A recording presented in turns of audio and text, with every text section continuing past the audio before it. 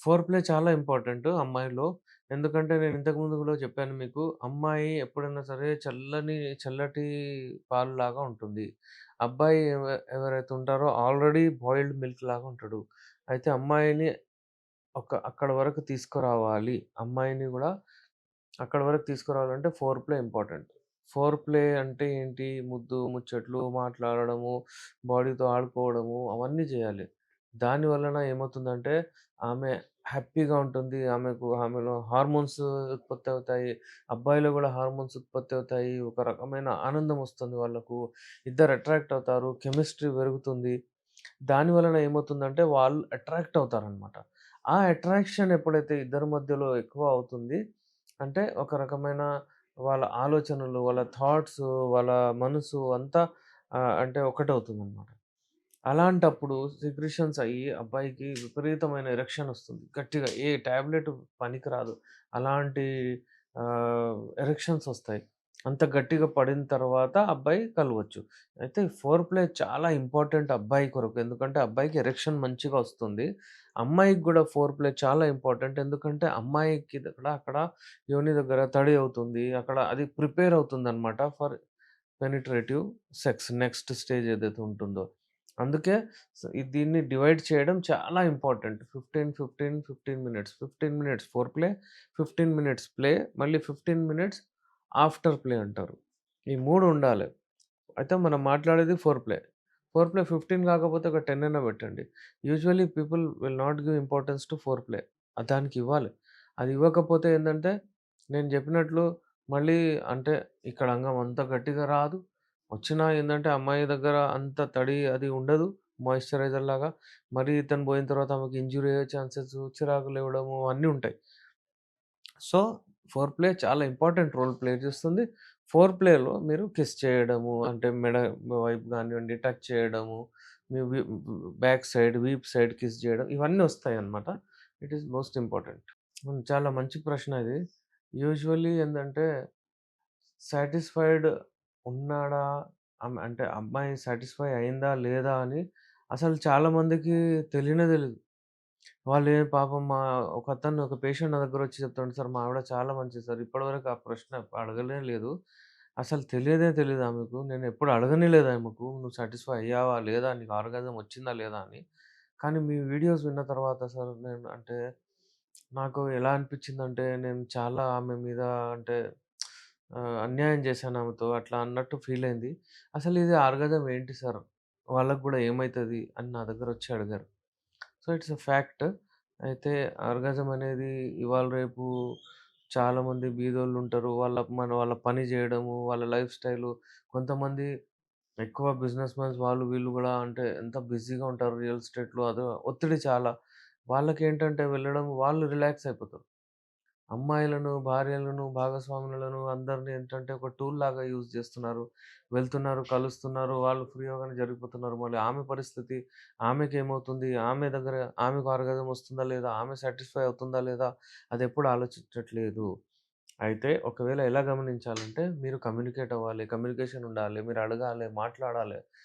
చాలామందైతే express అవుతారు. విపరీతంగా అంటే ఎప్పుడైతే వాళ్ళకు ఆహ్, డిశ్చార్జ్ అయితదో అమ్మాయిలకు గూడా డిశ్చార్జ్ అయిపోద్ది లోపల. క్లైటోరిస్ ఏదైతే ఉంటుందో యోనిలో పై భాగం అక్కడ రబ్ అయిన తర్వాత అక్కడ చాలా నర్వ్ సప్లై ఎక్కువగా ఉంటుంది.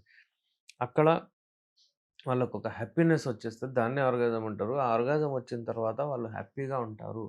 అంటే ఎంత అంటే ఒక 1,00,00,000 ఇచ్చి కూడా ఆహ్, ఆ తృప్తి పొందలేరనమాట. అది ఆర్గాజం అంటే అది. ఆ ఆర్గాజం అమ్మాయిలకు ఒకవేళ రాకపోతే సెక్స్ చేసిన తర్వాత మళ్ళీ ఇది ఏంది అన్నట్టు వాళ్ళకుంటది. చాలామందైతే వెళ్లి మళ్ళీ ఫింగరింగ్ జేసి, అది జేసి వాళ్ళకు వాళ్ళు సాటిస్ఫై జేసుకుంటారు. ఇలా ఇలాంటి పరిస్థితి రాగూడదు.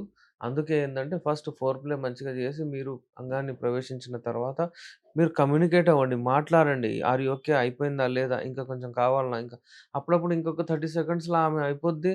ఆ సమయంలోనే ఈయన వీర్యం తీసేస్తాడు. మీరు విన్నారు గావచ్చు. వాళ్ళు చెప్తారు ఇంకొంచెం చేయండి, ఆగండి. ఇంకా ఇంకా నాదవ్వలేదు. ఇలాంటి మాటలు మీరు మాట్లాడాలి. తప్పేం లేదు. కొంతమంది అపార్థం చేసుకుంటారు. ఏంది ఇంత ఫాస్ట్ అయిపోయింది ఇట్లా చెప్తుందని. తప్పది. చెప్పనివ్వాలి. మాట్లాడాలి. చేసిన తర్వాతనే మనకు తెలుస్తుంది ఆమెకు గూడా ఆర్గాజం ఒక ఒక టైం తర్వాత ఇద్దరు ఒకటేసారి అంటే జస్ట్ ఒక కోడ్ వర్డ్స్‌లో కమ్యూనికేషన్ చేసుకొని గూడా ఆర్గాజమ్‌కి రీచ్ అవ్వచ్చు. ఫస్ట్ ఆఫ్ ఆల్ వాళ్ళకు తెలియాలి రాత్రి పూట 10 నుంచి పొద్దున్న 4 వరకు హార్మోన్స్ ఉత్పత్తి అవుతాయి. Testosterone hormone is king of hormones. ఈ హార్మోన్ రాత్రి 10 నుంచి 4 వరకే ఉత్పత్తి అవుతది.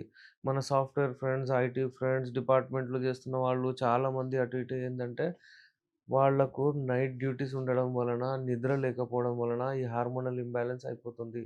ఈ హార్మోనల్ ఇంబాలెన్స్ అవ్వడం వలన వాళ్ళకు ఈ ఎ అంగస్తంభన వైఫల్యం, ఎరెక్టైల్ డిస్‌ఫంక్షన్, అలాగే శీఘ్రస్ఖలనం, అలాగే సైజ్ ష్రింక్ అవ్వకపోవడము, అలాగే కాన్ఫిడెన్స్ లెవెల్ పడిపోవడము, లో లిబిడో మూడ్ రాకపోవడము, చాలా ఇబ్బందులు ఫేస్ చేస్తున్నారు. ఈ ఇబ్బందులు ఫేస్ చేస్తున్నారంటే వాళ్ళకు ఫస్ట్ నిద్ర, సెకండ్ వచ్చేసి డైట్. జంక్ ఫుడ్స్ ఎక్కువ తింటున్నారు.